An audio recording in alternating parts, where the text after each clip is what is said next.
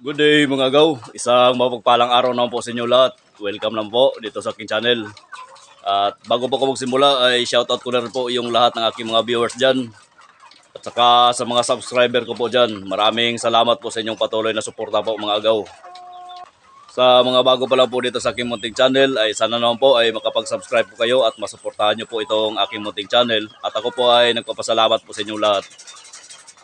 Sa video na ito mga gaw ay update ko lang muna itong native na manok ko dito. Nasa ngayon po mga gaw ay nagsimula na pong maglimlim.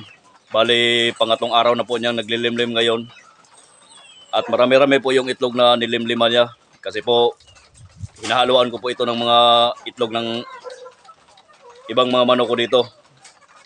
Yung mga inahin na hindi po naglilimlim. Kaya ipinasabay ko na lang po. Saka meron din po akong pinasabay dito agaw. Itlog po ng white leghorn dito na krinos ko po ng tandang ko dito. Bali mga agaw ay in-stop ko na po ang pagpapakain sa kanya ng pampaitlog na feeds. At ito na po siya agaw. Yan. Yan po ay white leghorn, yung paitloging manok ko po dito. Sinalang ko po siya dito sa kulungan na to para mapakastahan ko po ng tandang at makapag-produce po ako ng kung anumang lahi ang lalabas nito. Kasi po first time ko pa po itong ginawa na ganitong klaseng manok yung papakastahan ko nito. At hindi ko po alam kung ano po ang magiging resulta ng kanyang sisiw at anong kulay. Basta sinubukan ko lang po ito agaw. Sa ngayon parang meron na po siyang 5 itlog ata yung inilagay ko doon sa naglilimlim na inahin. Sana naman po ay may mapisa po doon. Yung itlog naman po niya agaw, sa araw na paghiwalay, sa araw na inilagay ko siya dito, ay hindi ko po yun isinali. Kasi po wala pa po yung binhi. Katapos po ng 5 araw na pinapakastahan ko po siya palagi, ay yung itlog na yun na po yung inilagay ko doon. Kasi meron na po yung binhi. Yan agaw. Tingnan po natin yung itlog niya agaw. Yung itlog niya ay malaki po. Bali, yung manok na yan ay kalahi po nito. Tingnan po natin agaw. Yung pinalimliman ko doon na mga itlog. Bali, sari-sari na po yun. Ito na po yun agaw. Ito po yung isang manok na pambato ko po sa limliman. Kasi maganda po itong maglimlim. Tsaka yung isa ko pong manok na andun po sa malaking kulungan. Meron pa pong mga sisiw akay-akay. Yan. Tingnan natin yung itlog ng white leghorn agaw.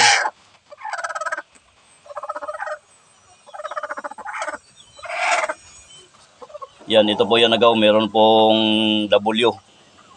Minarkingan ko po.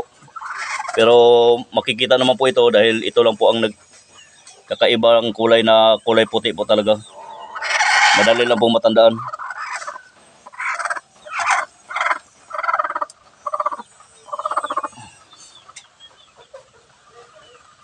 At saka ito po agaw.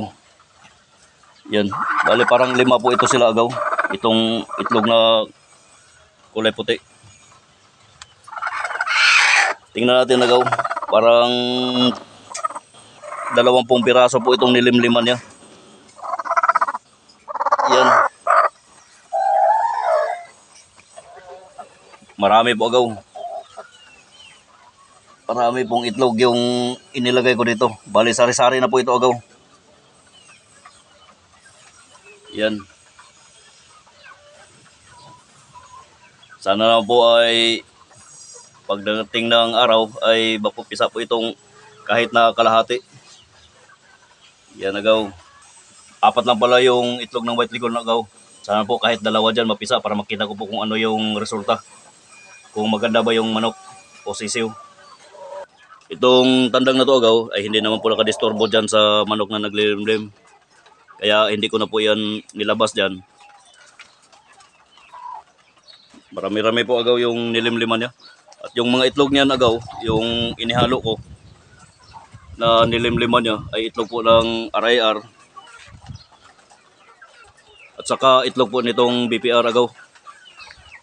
At ito pong white leghorn.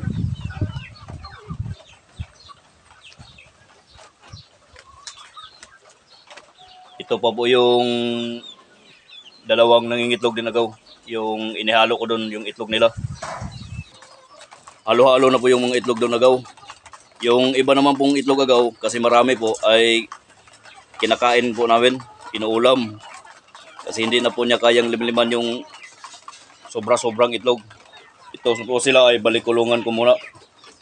Dahil naglilinis po ako dito sa ilalim ng battery cage. Yung mga ipot, tinanggal ko po dito. Hanggang dito na itong video ko mga agaw. At saka maraming salamat po sa inyong patuloy na suporta at panonood. Ingat po kayo palagi at saka God bless po.